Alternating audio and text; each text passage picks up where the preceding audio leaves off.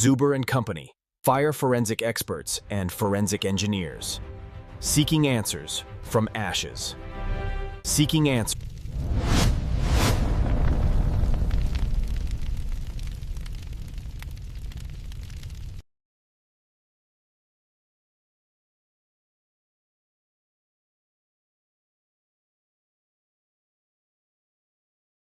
யோசிச்சு பாருங்க, ஒரு பிளாக் பஸ்டர் படம், திடீர்னு ஒரு அரசியல் புயல், அதனால கோடிக்கணக்கில் நஷ்டம்.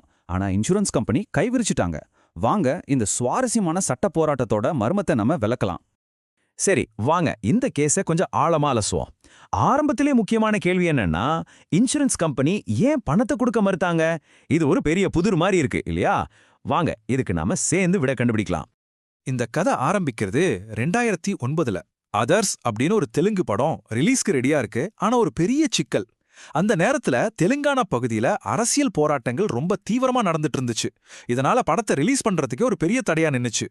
பாருங்க, இந்த பிரச்சனைக்கு தேவையான எல்லா விஷயமும் இங்க ஒண்ணு சேருது. ஒரு பக்கம் ஜூனியர் என்டிஆர் நடிச்ச அதர்ஸ் படம், இன்னொரு பக்கம் அதை விநியோகம் செஞ்ச ஏஷியன் தியேட்டர்ஸ், நடுவுல தெலுங்கானா போராட்டங்கள்.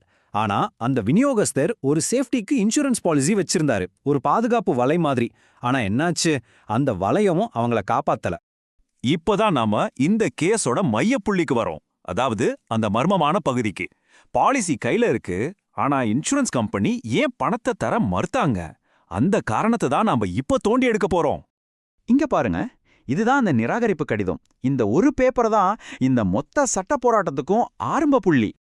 அந்த லெட்டர்ல இன்சூரன்ஸ் கம்பெனி முக்கியமா 2 காரணங்களை சொல்லியிருந்தாங்க. சரி, இப்போ அந்த 2 குற்றச்சாட்டுகளையும் ஒன்னா நாம அலசி பார்ப்போம். அவங்களோட வாதம் ரொம்ப சிம்பிள். பாயிண்ட் நம்பர் 1, ரிலீஸ் தேதி மாறினதை எங்ககிட்ட சொல்லல. பாயிண்ட் நம்பர் 2, படத்தோட தயாரிப்பாளர் பேசின பேச்சால தான் பிரச்சனை பெருசாச்சு. சரி, இந்த 2 குற்றச்சாட்டுகளையும் வச்சாங்க. இதுல உண்மை இருக்கா? சரி வாங்க, முதல் குற்றச்சாட்டுக்கு வருவோம். அதாவது இந்த கம்யூனிகேஷன் பிரச்சனை. உண்மையிலே தகவல் பரிமாற்றம் நடந்துச்சா இல்லையா? ரெக்கார்ட்ஸ் என்ன சொல்லுதுன்னு பார்க்கலாம். இங்கேதான் பிரச்சனையே ஆரம்பிக்குது. இன்சூரன்ஸ் கம்பெனி என்ன சொல்றாங்க, எங்களுக்கு எந்த தகவலும் வரலன்னு. ஆனா டிஸ்ட்ரிபியூட்டர் என்ன சொல்றாரு, நாங்க எங்க இன்சூரன்ஸ் புரோக்கர் கிட்ட உடனே சொல்லிட்டோம்னு சொல்றாரு. இதுல யாரு சொல்றதுல ஆதாரம் இருக்கு? இதோ இங்க பாருங்க, இதுதான் இந்த முக்கியமான ஆதாரம்.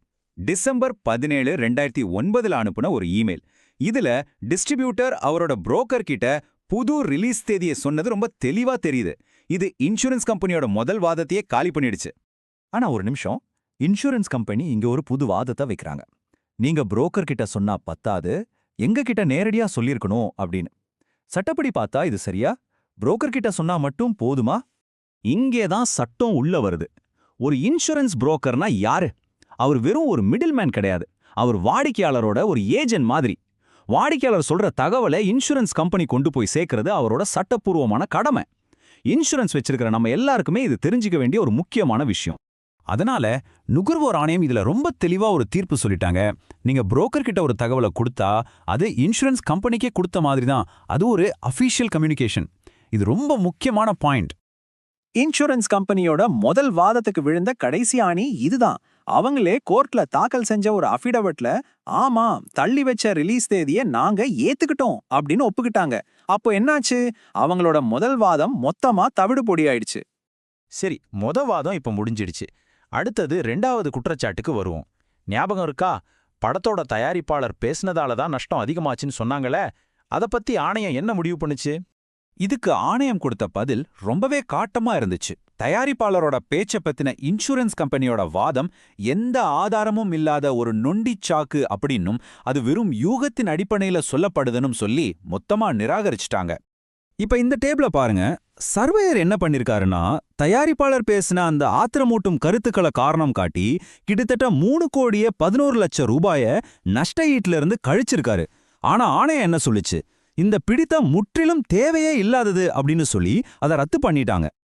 அப்போ அந்த தேவையில்லாத கழிவுகள் எல்லாம் நீக்குனதுக்கு அப்புறம் விநியோகஸ்தருக்கு ஏற்பட்ட உண்மையான நஷ்டம் எவ்வளோன்னு ஆணையம் கணக்கிட்டது. அந்த தொகை தான் இது. இதுதான் உங்களுக்கு கடைசியா கிடைச்ச நீதி. அந்த நஷ்ட ஈட்டு தொகை மட்டும் இல்ல, கிளைம் ப்ராசஸ தாமதப்படுத்தினதுக்காக 6% வட்டியோட கொடுக்கணும்னு சொன்னாங்க. அது மட்டும் இல்லாம மன உளைச்சலுக்காக 1,00,000 ரூபாயும், கேஸ் நடத்தின செலவுக்காக ஒரு 50,000 ரூபாயும் சேர்த்து கொடுக்க சொல்லி உத்தரவு விட்டாங்க. சரி, இந்த கேஸ் வெறும் ஒரு சினிமா படத்தோட பிரச்சனை மட்டும் இல்ல. இன்சூரன்ஸ் பாலிசி வச்சிருக்கிற நம்ம ஒவ்வொருத்தருக்கும் இதுல சில முக்கியமான பாடங்கள் இருக்கு. அது என்னென்னு பார்க்கலாமாங்க? இதுல இருந்து நாம கத்துக்க வேண்டிய மூணு முக்கியமான விஷயங்கள். முதல் விஷயம், எல்லாத்தையும் டாக்குமெண்ட் பண்ணுங்க. குறிப்பா இமெயில் மாதிரி விஷயங்களை பத்திரமா வச்சுக்கோங்க, அதுதான் உங்க பலம். ரெண்டாவது, உங்க இன்சூரன்ஸ் புரோக்கரோட பங்கு என்ன, அவரோட சட்ட கடமை என்னன்னு தெரிஞ்சு வச்சுக்கோங்க. மூணாவது, ரொம்ப முக்கியமானது, உங்க கிளைம் அநியாயமா நிராகரிக்கப்பட்டா பயப்படாதீங்க, நுகர்வோர் பாதுகாப்பு சட்டங்களை பயன்படுத்தி தைரியமா போராடுங்க. கடைசியா இன்னும் ஒரு கேள்வியோட நான் முடிக்கிறேன். இந்த கேள்வி உங்களுக்காக. உங்ககிட்ட இருக்கிற இன்சூரன்ஸ் பாலிசில உண்மையிலே என்னென்ன கவர் ஆகுதுன்னு உங்களுக்கு தெரியுமா? ஒருவேளை ஒரு பிரச்சனை வந்தா அதை எப்படி வெற்றிகரமா கிளைம் பண்ணணும்னு நீங்க தயாரா இருக்கீங்களா? கொஞ்சம் யோசிச்சு பாருங்க.